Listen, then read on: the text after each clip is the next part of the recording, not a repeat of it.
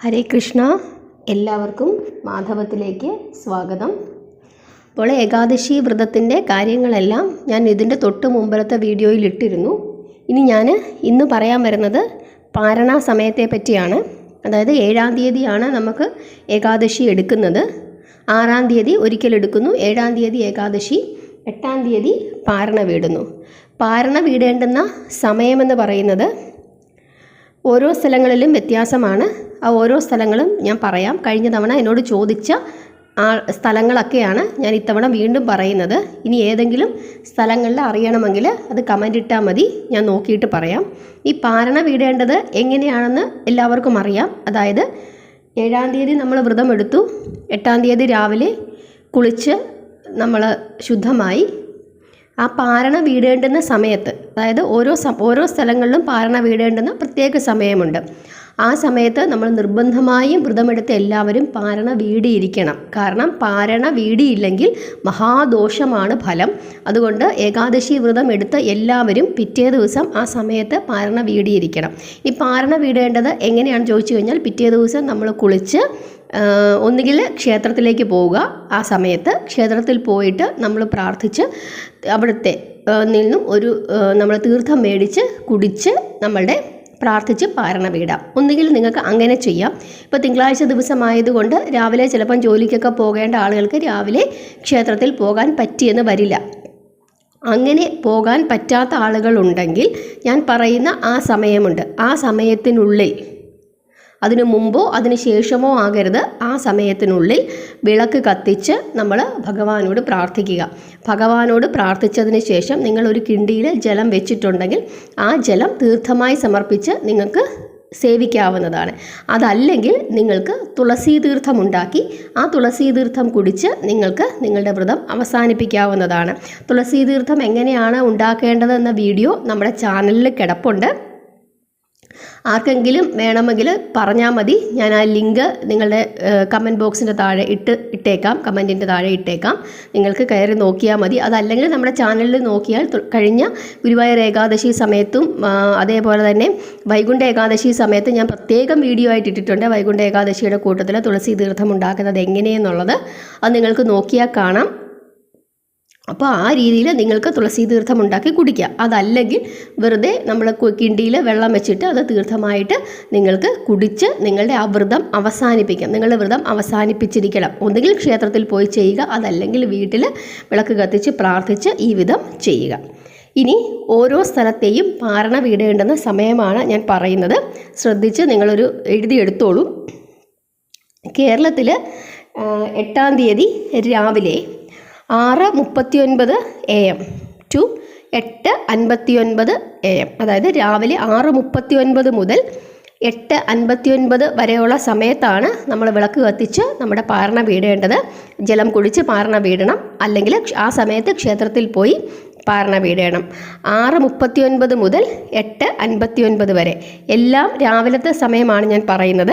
ഇനി ദോഹ ഖത്തറിൽ 6:21 AM to 8:29 AM, 6:21 മുതൽ 8:29 വരെ.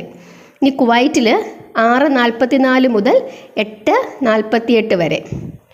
ഇനി UAE അബുദാബിയിൽ 7:08 മുതൽ 9:16 വരെ. അബുദാബിയിൽ 7:08 മുതൽ 9:16 വരെ രാവിലെ.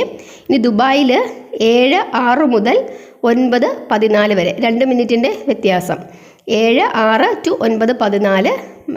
അബുദാബിയിൽ 7:08 ടു 9:16. ഇനി സൗദി അറേബ്യയിൽ 6:39 മുതൽ 8:47 വരെ രാവിലെ. ഇനി UK അത് ചോദിച്ചിരുന്നു, 8:04 മുതൽ 9:41 വരെ. അതായത് 8-ാം തീയതി തന്നെയാണ് അവിടെയും. 7-ാം തീയതി ഏകാദശി, 8-ാം തീയതി രാവിലെ 8:04 മുതൽ 9:41 വരെ UK, അതായത് ലണ്ടൻ. ഇനി അമേരിക്കയിലും ആ ദിവസം തന്നെയാണ്, 8-ാം തീയതി തന്നെയാണ്. 7:23 മുതൽ 9:19 വരെ രാവിലെ, 7:23 ടു 9:19. ഓസ്ട്രേലിയയിൽ മാത്രം ഒരു ചെറിയ വ്യത്യാസമുണ്ട്.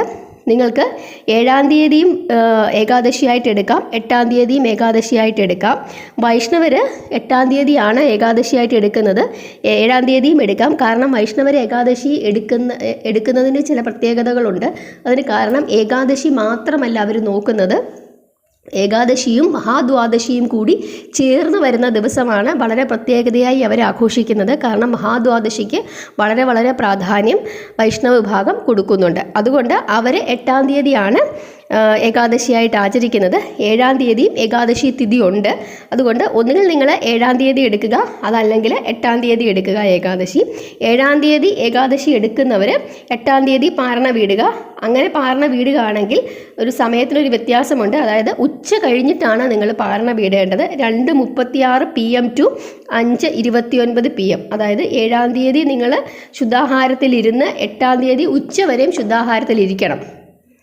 ഉച്ചവരെ അങ്ങനെ ഇരുന്നതിന് ശേഷം 2:36 PM ടു 5:29 PM ആ സമയത്താണ് 7-ാം തീയതി ഏകാദശി എടുക്കുന്നവർ പാരണ വീടേണ്ടത്. 8-ാം തീയതി ഉച്ചയ്ക്ക് 2:36 മുതൽ വൈകുന്നേരം 5:29 വരെയുള്ള സമയമാണ്. ഇനി 8-ാം തീയതിയാണ് നിങ്ങൾ ഏകാദശി എടുക്കാൻ തീരുമാനിച്ചിരിക്കുന്നതെങ്കിൽ 9-ാം തീയതി രാവിലെ 5:58 AM ടു 8:51 AM. അതായത് 8-ാം തീയതി ഏകാദശി എടുക്കുന്നവരുടെ കാര്യമാണ് പറയുന്നത്. അങ്ങനെയാണെങ്കിൽ അവർ പാരണ വിടേണ്ടുന്ന സമയമെന്ന് പറയുന്നത് 9-ാം തീയതി രാവിലെ 5:58 മുതൽ 8:51 വരെയാണ്. ഓസ്ട്രേലിയയിൽ മാത്രമാണ് ഇങ്ങനെയൊരു വ്യത്യാസം കാണിച്ചിരിക്കുന്നത് പഞ്ചാംഗം അനുസരിച്ച്. പഞ്ചാംഗത്തിൽ നോക്കിയ സമയമാണ് ഞാൻ പറഞ്ഞത്, വൈഷ്ണവ കലണ്ടർ അനുസരിച്ചിട്ടുള്ള സമയം. വൈഷ്ണവ കലണ്ടർ അനുസരിച്ചിട്ടാണ് ഞാൻ ഈ സമയങ്ങൾ മുഴുവൻ പറഞ്ഞിരിക്കുന്നത്. അപ്പോൾ ഈ രീതിയിൽ നിങ്ങൾ പാരണ വീടുക, ഇതാണ് നിങ്ങൾ ചെയ്യേണ്ടത്. അപ്പോൾ പാരണ വീടേണ്ടെന്ന് ഓരോ സ്ഥലങ്ങളിലെയും എഴുതി വെക്കുക. അതിനുശേഷം ആ രീതിയിൽ നിങ്ങൾ ചെയ്യുക. ഇനി മറ്റേതെങ്കിലും സ്ഥലത്തെ വേണമെങ്കിൽ നിങ്ങൾ കമൻറ്റ് ഇട്ടാൽ മതി, ഞാനത് പറഞ്ഞു തരാം. എല്ലാ കാര്യങ്ങളും മനസ്സിലായെന്ന് വിചാരിക്കുന്നു. അങ്ങനെ ചെയ്യുക, പരമാവധി പ്രാർത്ഥിക്കുക. ഇനി ഹരിവാസര സമയം നോക്കട്ടെ, അതിൻ്റെ വീഡിയോയും കൂടെ ഞാൻ ഇടാം. അപ്പോൾ ഹരിവാസര സമയം എന്താണെന്നുള്ളത് അടുത്ത വീഡിയോയിൽ ഞാൻ പറയാം. അപ്പോൾ അതനുസരിച്ചിട്ട് നിങ്ങളെല്ലാവരും ചെയ്യുക. എല്ലാവരും പരമാവധി പ്രാർത്ഥനയിലിരിക്കുക. ഇനി ജപമാല ഉപയോഗിച്ചിട്ടുള്ള പ്രാർത്ഥന എങ്ങനെയാണെന്നുള്ള ഒരു വീഡിയോയും കൂടെ ഞാൻ ഇടാം. അതനുസരിച്ചിട്ട് ജപമാല മേടിച്ചവരെല്ലാം ജപമാല ഉപയോഗിച്ച് തന്നെ പ്രാർത്ഥിക്കുക. ഇല്ലെങ്കിൽ ജപമാല മേടിച്ചിട്ട് ജപമാല ഉപയോഗിച്ച് ജപിച്ച് നിങ്ങൾ പഠിക്കണം. കാരണം അത് വളരെ നിർബന്ധമാണ്. ഏകാദശി എന്തു തന്നെയായാലും ആരും മുടക്കരുത്. ഓസ്ട്രേലിയയിൽ മാത്രമേ ഉള്ളൂ ഈ 2 ദിവസത്തെ ഒരു വ്യത്യാസം കാണിക്കുന്നത്. കാരണം അവിടെ ഏകാദശി തിഥി വരുന്നതിൻ്റെ ആ ഒരു വ്യത്യാസമാണ്. ഏകാദശി തിഥി അവിടെ ആരംഭിക്കുന്നത് ജാനുവരി 7-ാം തീയതി 6:11 AM ടു ജാനുവരി 8-ാം തീയതി 6:16 AM. അപ്പോൾ 8-ാം തീയതിയാണ് 6:16 രാവിലെ ഏകാദശി കഴിഞ്ഞിട്ട് പിന്നീട് മഹാദ്വാദശിയാണ് വരുന്നത്. അപ്പോൾ അതുകൊണ്ടാണ് വൈഷ്ണവ കലണ്ടർ അനുസരിച്ചിട്ട് ഏകാദശിയും മഹാദ്വാദശിയും കൂടെ വരുന്ന ദിവസമാണ് അവർ പുണ്യ ദിവസമായി വിചാരിക്കുന്നത്. അതുകൊണ്ടാണ് അവർ 8-ാം തീയതി ആചരിക്കുന്നത്.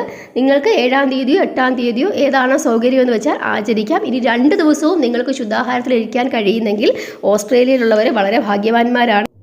അതായത് 6-ാം തീയതി നാളെ നിങ്ങൾ ഒരിക്കലൊക്കെ എടുത്ത് 7 വെട്ടും നിങ്ങൾ ശുദ്ധാഹാരത്തിലൊക്കെ ഇരുന്ന് 9-ാം തീയതി നിങ്ങൾ പാരണ വീടിയാൽ അത്യധികമായ ഫലങ്ങളായിരിക്കും നിങ്ങൾക്ക് ലഭിക്കാൻ പോകുന്നത്.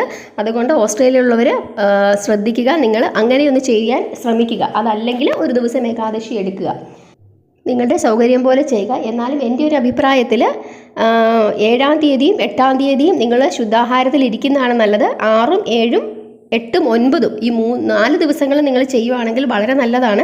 കാരണം ഏകാദശി തിഥി അങ്ങനെ ആ 2 ദിവസങ്ങളിലായിട്ടും മഹാദ്വാദശിയും കൂടെ അങ്ങനെ വരുന്നത് കൊണ്ട് ഓസ്ട്രേലിയയിലുള്ളവർ ആ 4 ദിവസവും ഒന്ന് ശുദ്ധാഹാരത്തിലിരുന്ന് പ്രാർത്ഥിക്കുകയൊക്കെ ആണെങ്കിൽ കൂടുതൽ നല്ലതാണ്. ഈ ഒരു അവസരം നിങ്ങൾക്ക് കിട്ടിയത് നിങ്ങൾ പാഴാക്കാതിരിക്കുക. ഇത്രയാണ് ചെയ്യാനുള്ളത്. ഈ സഫല ഏകാദശിയുടെ കഥ ഞാൻ അടുത്ത വീഡിയോ ആയിട്ടിടാം. അപ്പോൾ ആ കഥ കേട്ടിട്ട് തന്നെ നിങ്ങൾ എന്ത് ചെയ്യണം, ഭഗവാനോട് പ്രാർത്ഥിക്കണം. അപ്പോൾ അത് വളരെ വളരെ ഫലത്തെ പ്രദാനം ചെയ്യും. എല്ലാവർക്കും എല്ലാ ഐശ്വര്യങ്ങളും ഉണ്ടാകട്ടെ. ഹരേ കൃഷ്ണ.